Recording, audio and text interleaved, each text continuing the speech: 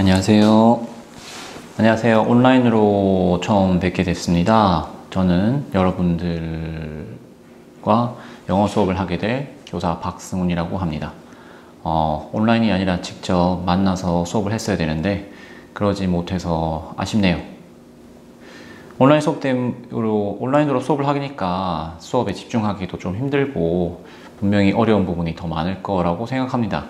하지만 힘내시고 수업을 열심히 듣고 참여를 잘 해주시기 바랍니다. 그리고 얼른 코로나가 물러가고 그 다음에 늘 여전히 언제나 건강한 모습으로 실제로 보고 수업을 할 수 있는 날을 기다리겠습니다. 그럼 수업 열심히 들어주세요. 감사합니다. 네, 안녕하세요. 인사드린 박승훈입니다. 자, 이 수업은 한 방에 정리하는 5형식입니다. 그런데 1, 2, 3, 4, 5형식에 대해서 제가 유튜브에 각각 1형식, 2형식, 3형식, 4형식, 5형식에서 따로 영상을 만들어 놓은 게 있어요. 그래서 혹시나 좀 더 자세하게 공부를 해보고 싶다 생각하시는 분들은 그 영상을 보시는 것도 좋을 것 같습니다. 그런데 일단 온라인 수업이 2주 정도만 계획되어 있어서 먼저 5형식을 한 방에 정리를 하는 게 좋겠다 생각이 들어서 일단 정리를 하는 수업을 하기로 결심했습니다. 자, 한 방에 정리하는 5형식. 이번 수업은 한 20분 정도 걸릴 것 같고 그 안에 최대한 정리를 해야 되기 때문에 좀 생략되는 내용도 있을 수가 있어요. 그래서 되도록이면 분명하게 여러분들에게 도움이 될 수 있는 방향으로 수업을 해나가도록 하겠습니다. 여러분도 힘내시고 수업을 따라와 주시기 바라겠습니다. 자, 문장의 5형식은 동사의 유형이라고 되어 있어요. 자, 문장의 5형식이라고 하면 여러분들이 주어, 동사, 이 뒤에 뭐가 오는지 이런 것들을 외우려고 고심하는 분들도 있어요. 아니면 이걸 이미 잘 알고 있는 학생도 있을 수도 있겠지만, 자, 문장의 5형식이라고 하면 가장 중요한 것은 동사입니다. 영어에서 가장 중요한 역할을 하는 것, 문장 안에서 가장 중요한 역할을 하는 것은 동사입니다. 동사 혹은 사실은 서술어라고 하는 게 더 정확할 텐데 서술어가 가장 중요한 역할을 해요. 그래서 문장의 5형식이란 말은 문장에서 사용되는 동사가 한 5가지 종류로 나뉜다라고 생각을 하면 돼요. 그래서 5형식이라는 걸 외우는 것도 좋긴 하겠지만 어떤 동사를 처음 만났을 때 그 동사의 뜻을 정확하게 외우려고 하는 게 좋습니다. 예를 들면 find 같으면 여러 가지 뜻이 있잖아요. 무엇을 찾다라는 뜻도 있고요. 무엇이 뭐뭐임을 알아차리다 뜻도 있습니다. 자, 발견하다와 좀 다르죠. 이 무엇을 발견하다. 자, 무엇을 발견하다니까 find란 단어는 뒤에 뭐가 무엇에 해당하는 목적어를 필요로 한다 라는 걸 이미 사전에서 혹은 그 단어 뜻에서 알려주고 있는 거예요. 그래서 이 단어의 뜻이 무엇을 찾다라는 뜻도 있지만 무엇이 뭐뭐임을 알아차리다 라는 뜻도 잘 알고 있으면 그 뒤에 동사 뒤에 무엇을 찾아야 되는지 잘 알게 됩니다. 좀 편안하게 돼요. 그러니까 동사가 나온다면 특히나 그 동사의 뜻을 다 생략하고 발견하다 이렇게 외워서는 안 되고요. 무엇을 발견하다 사전에 나오는 대로 외우는 게 가장 좋은 방법입니다. 그렇다면 다양한 문장의 유형도 손쉽게 학습해 나갈 수가 있습니다. 자, 제일 중요한 건 그러니까 뭐라고요? 동사가 제일 중요하다. 그러니까 문장을 처음 봤을 때 제일 먼저 해야 될 것은 주어를 찾는 것이 아니라 동사를 찾는 거예요. 동사를 찾고 나면 그 앞에 있는 것이 대부분은 주어가 될 겁니다. 자, 여기에 제가 좀 써놔봤어요. 자, 여기 보시면 주어 1형식, 2형식, 3형식, 4형식 이렇게 써놨죠. 자, 1형식, 2형식, 3형식, 4형식 이렇게 써놨는데 먼저 공통적으로 보이는 걸 한번 보시죠. 공통적으로 보이는 건. 공통적으로 뭐가 보입니까? 이렇게 S가 보이죠. 주어라는 겁니다. 주어. 그렇죠? 동사가 보이죠? 근데 여기에 뭔가 나타나기 시작합니다. 보호가 처음으로 나타나죠. 사실 이제 경계를 짓기는 누가 경계를 짓진 않는데 경계를 이 정도로 지을 수 있을 것 같아요. 먼저 1형식, 2형식까지는 1형식에는 아무것도 등장하지 않는데 2형식에는 바로 보호라는 녀석이 등장합니다. 네. 보호라는 녀석이 등장해요. 3형식에는 목적어가 있죠. 이제 3형식 이후부터는 목적어가 다 있어요. 그렇죠? 4형식에는 간접 목적어, 직접 목적어. 5형식에는 목적어, 목적격, 보호 이렇게 등장을 합니다. 자, 여기서 제일 중요한 게 뭐라고 했죠? 동사가 가장 중요하다고 했습니다. 여기서는 모두 다 그냥 동사라고 쓰긴 했지만, 그렇죠? 얘들은 사실 다 같은 애들이 아니에요. 서로 뒤에 무엇을 필요로 하는지에 따라서 뜻이 다릅니다. 아시겠죠? 그러니까 제일 먼저 해야 될 건 뭐? 동사의 뜻을 안다는 겁니다. 동사의 뜻을 알지 않고서는 제대로 뒤에 나오는 애들이 무엇인지를 알아차리기가 어려워요. 물론 조금 더 훈련이 된다면은 뒤에 따라오는 녀석을 보고 이 동사가 이런 형식으로 사용됐구나 라는 걸 알 수 있게 될지도 모르겠습니다. 하지만 여러분들이 적어도 단어를 외울 때, 수능 단어 같은 걸 외울 때 가장 중심되어야 될 단어는 일단 동사는 굉장히 중요하다. 네, 동사가 굉장히 중요하기 때문에 동사를 꼭 제대로 외워놔야 돼요. 그리고 명사가 뭐 중요하겠죠. 외운다고 한다면. 자, 그러면 여기서 동사를 일단 찾고 나면 그 앞에 있는 것은 주어, 주어입니다. 자, 주어는 어떤 애들이 주어가 되죠? 명사 비슷한 말이 됩니다. 명사 상당어구 뭐 이렇게 예전에 배웠었는데 명사 구도 되고 명사 절도 되고 명사 역할을 할 수 있는 모든 것들이 돼요. 투부정사 뭐 이런 것도 있죠. 그런 것들이 됩니다. 자, 그리고 나서 그럼 1형식은 좀 간단한 편이죠. 주어, 동사로 끝난다. 하지만 주어, 동사만 있고 뒤에 아무것도 안 온다, 앞뒤에 아무것도 안 온다는 말은 아닙니다. 영어에서 가장 흔히 일어나는 건 뭐 명사를 수식하는 건 굉장히 자주 일어납니다. 명사를 수식하는 건 형용사죠. 형용사를 수식하는 건 부사입니다. 그러니까 부사가 형용사를 수식하고 형용사가 명사를 수식하는 형태. 그래서 주어가 아주 짧지 않고 길어지는 경우가 있을 수도 있어요. 물론 영어에서는 주어가 너무 길어지는 걸 좋아하지 않습니다. 네. 자, 아무튼 명사예요. 명사. 이게 중요합니다. 주어는 명사다. 자, 그러면 이 형식에는 주어, 동사, 보호가 옵니다. 주격 보호라고 부르기도 한데 이때 동사는 링킹 벌브라고 해서 연결 동사라고 불려요.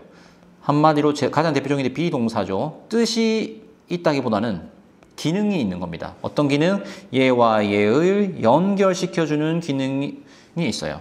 자, 이렇게 필기하면 좀 헷갈릴 테고 A와 C를 연결시켜주는 기능이 있습니다. 그래서 얘가 설명하려는 대상이 결국 주어니까 자, 주어가 명사잖아요. 명사를 설명할 때 사용할 수 있는 단어는 일단 같은 명사겠죠. 예를 들면 그는 선생님이다. 그는 사람이죠. 선생님이라는 특징을 나타내려고 명사를 쓸 수 있죠. 그는 참 재미있다. He is very interesting. 이렇게 하면 형용사도 사용될 수 있습니다. 자, 이건 기억을 하셔야 되겠죠. 보어는 명사나 형용사다. 왜? 주어가 명사이기 때문에 그래요. 알겠죠? 명사에 대해서 설명해 줄 수 있는 말인 겁니다. 자, 저라는 사람, 박승훈에 대해서 설명해 줄 수 있는 단어가 여러 개 있을 수 있잖아요. 그 어떤 걸 설명하겠습니까? 선생님의 직업, 그렇죠? 그 다음에 뭐 이름, 또 뭐가 있을까요? 취미 이런 것도 가능하긴 하겠네요. 그럼 성격 같은 것들 있잖아요. 이렇게 사용하는 애들이 명사들 있죠. 명사들, 맞죠? 자, 그러면 요런 애들처럼 명사에 대해 설명해 주는 말이기 때문에 이 명사에 대해 설명해 줄 수 있는 가장 좋은 단어는 뭐다? 명사, 형용사가 된다는 겁니다. 요거는 나중에 여기서도 연결되니까 잘 봐둬야 되겠죠. 자, 3형식에서는 주어, 동사, 목적어입니다. 얘는 무엇을에 해당되는 말이죠. 자, 가장 흔히 볼 수 있는 단어라고 보시면 돼요. 많은 동사들이 3형식 동사 혹은 4형식으로 쓰이는데 일단 목적어를 가지는 동사를 굉장히 자주 볼 수 있습니다.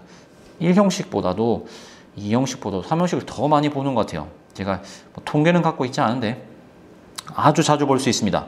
자, 여기서 얘는 무엇을인데 주어가 어떤 행동을 하는데 그 행동을 당하는 대상이 되는 거죠. 그래서 object라고 해서 목적어입니다. 어떤 사물, 어떤 동사의 행동을 당하는 거죠. 얘는 그렇지 않죠. 그래서 온 목적어는 무엇을 어떻게 한다라는 뜻으로 사용이 됩니다. 자, 얘와 얘의 연결은 굉장히 끈끈합니다. 그래서 요 동사와 주어, 동사, 목적어를 봤을 때 뭐 주어가 동사랑 가장 더 연결되어 있는 것 같지만 그 어떤 뭐랄까요? 서로 당기는 힘이랄까요? 그걸 생각하다면 주어보다 주어, 동사와 목적어가 훨씬 더 강합니다. 여러분 주어가 없는 문장은 가능하죠. 예, 명령문의 형태라 하더라도 주어가 없는 문장은 가능해요. 하지만 삼형식 동사인데 목적어가 없는 문장 따위는 존재하지 않습니다. 그래서 만약에 동사 뒤에 목적어가 있다면 그 뒤의 관계, 그 둘의 관계는 굉장히 끈끈하다 라고 보시면 될 것 같아요. 자, 그리고 하나의 포인트 중에 하나가 자, 이 비슷하다면 이 뒤에 나오는 게 아까 보는 명사, 형사라고 했잖아요. 목적어는 명사가 됩니다. 무엇을 당하는 대상. 그래서 명사가 되는데 여러분이 주의해야 될 것은 이 두 가지 다가 명사일 때, 맞죠? 동사 뒤에 나오는 단어가 명사인데 이것이 보어냐 목적어냐 이거를 구분하는 게 가끔 힘들 때가 있어요. 그래서 그거를 조심해야 됩니다. 그 내용의 자세한 설명은 다른 영상에서 설명하긴 하는데 힌트는 그걸 알고 싶다면 이 동사에 무엇이 오든 그걸 비동사로 바꿔보면 됩니다. 아시겠죠? 네. 한번 바꿔보면 금방 파악을 할 수 있어요. He is a good father. 이렇게 하면 좀 별로네요. 이거는 여기서까지 설명할 시간이 사실 안 되겠네요. 제가 링크를 걸 테니까 그 보호 부분에 대해서 궁금한 분은 그 영상을 보는 게 좋을 것 같습니다. 그리고 계약하면 제가 좀 더 해드리도록 하죠. 자, 그 다음으로 넘어가야 될 것 같아요. 그 뒤에 사형식은 주어, 동사, 가목적어, 지목적어라고 하죠. 자, 직접 목적어인데 여러분 간접 경험이란 말은 많이 들어보잖아요. 독서는 가장 좋은 간접 경험의 방법이다. 이런 거 들어봤죠. 간접이라는 건 뭔가 직접 맞닿아 있지 않고 떨어져 있다는 겁니다. 그렇죠? 그러면 왜 여기 이 뒤에 있는 것이 직접 목적어인가 궁금해 본 적 없어요? 저는 굉장히 궁금했었는데 설명해 주는 사람이 없었던 것 같아요. 잘. 아니면 설명해 주셨는데 제가 잊었거나 잘 안 들었겠죠. 자, 여기서 직접 목적어라는 건 이겁니다. 동사의 어떤 행위의 대상이 되는 애죠. 그러니까 레벨로 따지자면 이 목적어와 비슷한 레벨인 겁니다. 자, 그런데 IO는 뭡니까? 명사이긴 한데, 그렇죠? 방향이 되는 겁니다. 예를 들면, 그는 나에게 영어를 가르쳤다. 자, 영어를 가르치다 할 때 관계가 더 밀접한 건 영어와 가르치다죠. 맞죠? 나에게라는 말은 빠져도 상관없습니다. 그렇죠? 이렇게 동사와의 관계가 약한 것, 어떤 대상이 되는 것이 바로 간접 목적어가 돼요. 그래서 그래서 여기서는 직접 목적어를 먼저 하고 간접 목적어는 중간에 끼어 들어가 있다라고 생각하시면 돼요. 왜냐하면 사형식을 삼형식으로 바꿀 때 이렇게 되거든요. 이런 식인 거죠. to가 들어가잖아요. 삼형식과 사형식은 이거 뭐 이렇게 바꿔봐라 이런 것도 많이 문제를 풀거나 이렇게 하는데 주어, 동사, 직접 목적어죠. 그는 나에게 가르쳤다. 영어를 나에게 to를 쓰잖아요. 자, 아까 뭐라고 했습니까? 이 두 개의 연결은 굉장히 끈끈하다고 했죠. 여기서 사실 이렇게 하면 문장이 끝날 수도 있어요. he taught English. 끝날 수 있죠. 그런데 여기다 뭘 붙이고 싶은 것? 누구누구에게를 붙이고 싶은 거예요. 그래서 to를 썼죠. 저는 그래서 이걸 더하기로 생각합니다. 더하기. 문장이 끝났는데 덧붙이고 싶은 것도 뭐 어떤 대상, 방향을 덧붙이고 싶은 겁니다. 누구한테? 나에게, 누구에게 이런 식으로 쓰는 거죠. 여기서 제일 많이 쓰이는 게 바로 이 상태가 되기 때문에 이 사형식이 삼형식으로 바꿀 수도 있다라는 겁니다. 자, 그 다음에 오형식은요. 다시 기본적인 형식은 똑같습니다. 주어, 여기서도 삼형식과 비슷하죠. 주어, 동사, 목적어입니다. 근데 뭐가 하나 더 남았다? 목적어에서 대해서 설명해 주는 말이 하나 더 따라오는 겁니다. 목적어에 대해서 설명해 주니까 대체로 형태가 어떤 형태겠습니까? 목적어는 명사죠. 그러니까 목적격 보호도 명사이거나 형용사다. 근데 오형식은 굉장히 다양한 형태로 쓰일 수가 있어요. 그래서 명사, 형용사가 아닌데도 막 쓰이는 경우가 사실 있습니다. 그래서 더 다양한 형태로 봐야 되긴 한데 명사, 형용사가 일단 주된 어떤 오형식이다 라고 보시면 될 것 같고요. 형용사 같은 경우에 가장 많이 나오는 문제가 바로 이거죠. ed형이 맞냐, ing형이 맞냐 이걸 골라라. 어법상 틀린 걸 골라라. 이거 굉장히 많이 나옵니다.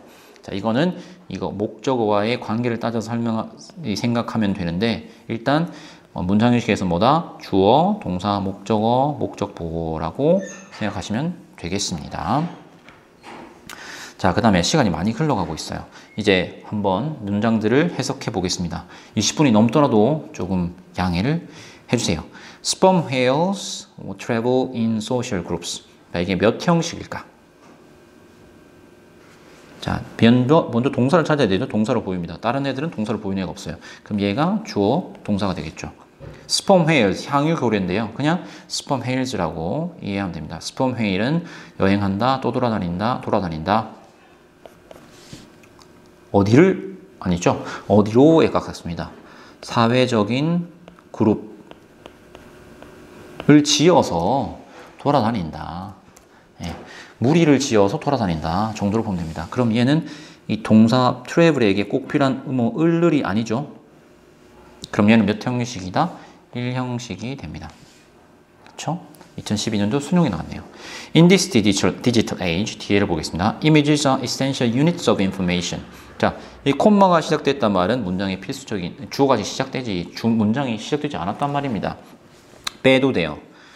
Images are essential. 자, 여기서는 비동사가 나오죠. 자, 이러한 디지털 시대에 이미지라는 것은 어떻다? Essential units. 필수적인 유닛, 단위다. 뭐의? 정보의 필수적인 단위다라고 돼 있어요. 그쵸? 보니까 뒤에 나오는 애가 어떻게 생겼습니까? Essential units라고 하니까 명사죠. 명사, 주어, 동사, 명사. 근데 여기 비동사잖아요. 비동사는 대표적인 2형식 동사. 연결 동사죠. 그러니까 얘는 2형식이다. 됐나요? 자, 세 번째. Can you open this door? 너 이 문을 열 수 있느냐? 이렇게 되는데요.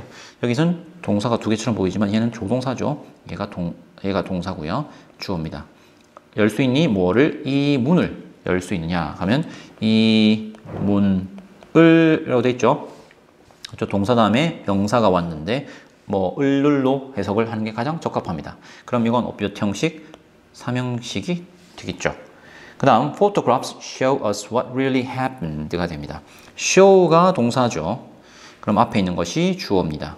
사진은 보여준다 라고 했는데 뭐를 보여줘? 무엇을 보여줘야 되죠. 그럼 여기서 목적어는 얘입니다. 그렇죠? 직접 목적어. 실제로 일어난 일을 누구에게? 우리에게 라고 할 수 있겠죠. 그럼 만약에 굳이 순서를 바꾸어 본다면은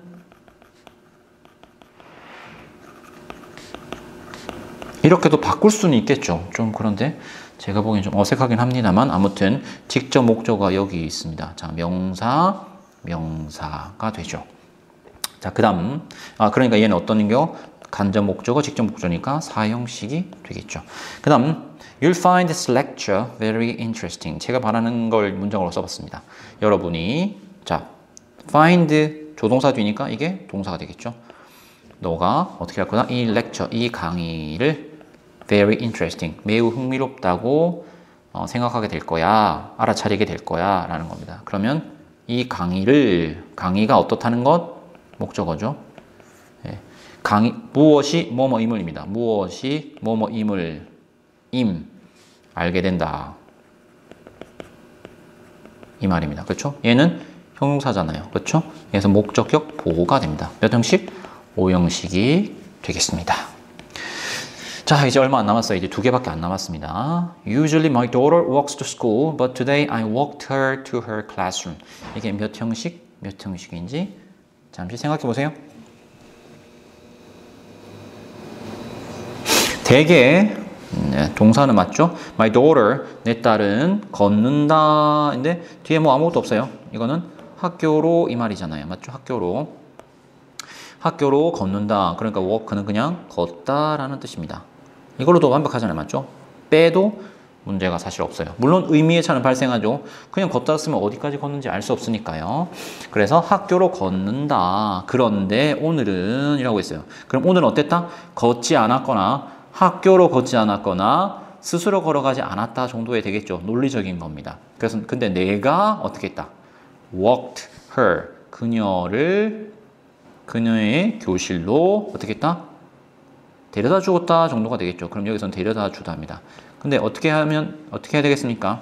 누구누구를 데려다 주더라고 해야 돼요. 이렇게 외워야 됩니다. 왜? 그래야지 뒤에 목적어가 온다라는 걸 여러분들이 다음번에도 기억할 수 있어요. walk는 걷다라는 뜻도 있지만 누구누구를 데려다 주다, 바래다 주다 라는 뜻도 있다는 걸 알면 좋겠죠. 그럼 이게 뭡니까? 이거는 일형식이 될 거고요. 맞죠? 여기는 목적어밖에 없잖아요. 그럼 사명식이 되겠죠. 자, 그 다음을 보겠습니다. You see the world as one big contest where everyone is competing against everybody else. 자, 여기 C는 동사라고 제가 이렇게 써놨네요. The world, 너는 세상을 본다. 예, 이렇게 돼 있는데 여기 as가 있어요. 이거는 앞서 언급하지 않았는데 주어, 동사, 목적어 다음에 이렇게 쓰이는 형태가 있습니다. as 더하기 목적 보호 형태예요. 얘는 목적 보호라고 봐야 돼요. 아시겠죠? 이 자주 쓰이는 형태인데 굳이 설명하자면 오형식에 가깝다라고 보시면 될 것 같습니다. 왜냐? 목적어, 목적 보호를 취하니까 그 사이에 as가 좀 끼었다고 보시면 될 것 같아요. 그럼 이건 어떻게 해석하면 되겠죠? 얘가 얘의 보호가 됩니다. 맞죠? 너는 세상을 뭐로 본다? One big contest. 하나의 커다란 그 경쟁으로, 대회로 본다. 거기에서, 맞죠? 그 경쟁에서 everyone, 모든 사람은 is competing. compete 하면 경쟁하다 이 말이죠. 싸운다 이 말입니다. 경쟁한다. 누구를 상대로? 다른 모든 사람, 그 밖에, 맞죠? 나 빼고 다른 모든 사람과 경쟁한다 라고 했습니다. 이것도 어떤 형식이라고? 오형식이라고 봐주는 게 좋습니다. 그래서 헷갈리면 see, 목적어, as 뭐 이거를 하나의 어떤 수거처럼 외우는 게 좋겠죠. see, 목적어, as 뭐 하면 무엇을 뭐뭐로 여기다, 맞죠? 간주하다 이렇게 보는 게 좋겠네요. 이 보다라고 외우는 것보다는 그러니까 여기서는 무엇을 뭐뭐로 여기다 라고 생각하면 좋겠습니다. 그렇죠? 자, 그러면 오늘은 끝났습니다. 20분이 조금 지난 것 같아요. 아무튼 첫 강의였는데 수고 많으셨고 제가 제시한 그 과제 설문을 충실하게 완수를 해주시면 좋을 것 같습니다. 너무 수고 많으셨습니다. 감사합니다.